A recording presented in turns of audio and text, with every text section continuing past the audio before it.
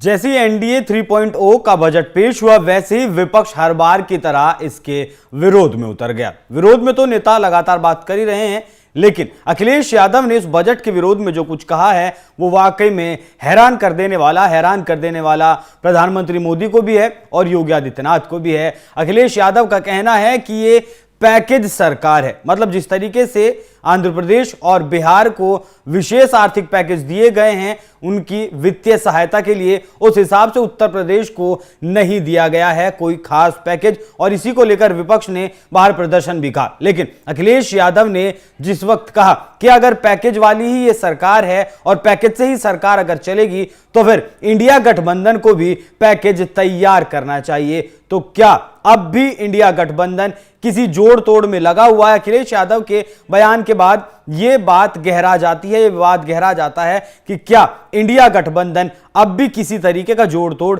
कर सकता है? क्या नीतीश कुमार और चंद्रबाबू नायडू को वो अपने फायदे के लिए अपने पाले में जो है ला सकता है? इस बात को समझने के लिए पहले अखिलेश यादव का बयान सुनिए। जो बजट पेश हुआ है, इस बजट से दिखाई दे रहा है कि सरकार कितनी कमजोर है। हम सब लोग तो किसान के लिए उसका समर्थन मूल्य मांग रहे थे। हम लोग किसान के लिए पैकेज मांगते हैं, गरीब के लिए पैकेज मांगते हैं, लेकिन ये सरकार देखिए आप किसको पैकेज दे रही है? जो सरकार चलवा रहे हैं, सरकार चलाने के लिए पैकेज मिल रहा है। बिहार को पैकेज मिला, आंध्र प्रदेश को पैकेज मिला। हम ये नहीं कहते कि पैकेज नहीं मिलना चाहिए, डेवलपमेंट के लिए, इंफ्रास्ट्रक्चर के लिए पैसा मिले, लेकिन दूसरे प्रदेशों के साथ भी भेदभाव न हो। उत्तर प्रदेश को क्यों नहीं पैकेज मिल रहा है?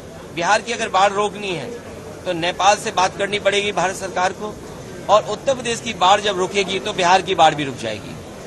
जो एक्सप्रेसवे आप बिहार को दे रहे हैं, अगर यूपी से भी जोड़ देंगे तो ज्यादा देश का भला होगा। तो हम किसी को पैकेज देने के खिलाफ नहीं है, लेकिन उत्तर प्रदेश के साथ भेदभाव होगा उसको स्वीकार नहीं कर सकते।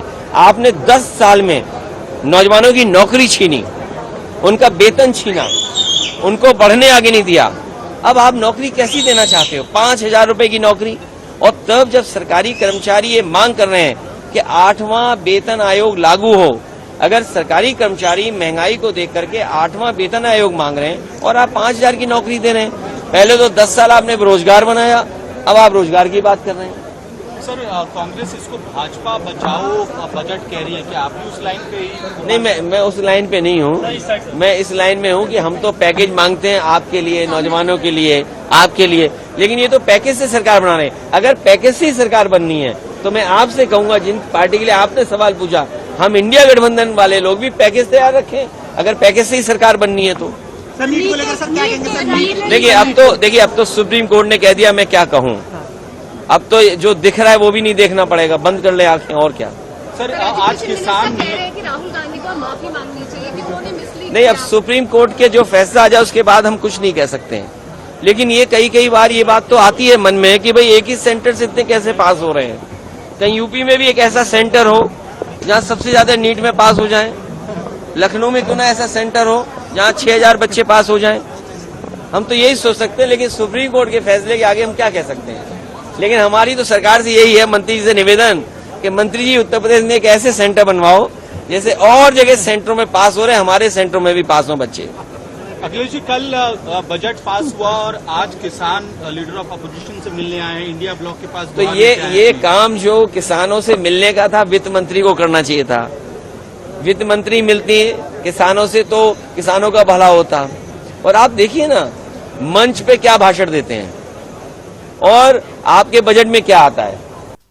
तो अखिलेश यादव ने जो खेल खेलने की कोशिश की है और ये एक बार फिर से प्रेशर पॉलिटिक्स या फिर राजनीति को बदलने की कवायद शुरू की है कि इंडिया गठबंधन को भी पैकेज तैयार कर लेना चाहिए। वैसे मैं आपको बता दूं कि नीतीश कुमार और चंद्रबाबू नायडू को जो विशेष आर्थिक पैकेज अपने अपने राज्यों के लिए, बिहार के लिए और आंध्र प्रदेश के लिए चाहिए थे, वो इस बजट में दे दिए गए हैं। तो इन दोनों का कहीं खिसकने का कोई सवाल ही पैदा नहीं होता। वैसे विपक्ष अपने ख्याली पुलाव पका सकता है। बाकी इन ख्याली पुलावों पर आपकी क्या कुछ राय, कमेंट कर हमें जरूर बताएं। नमस्कार।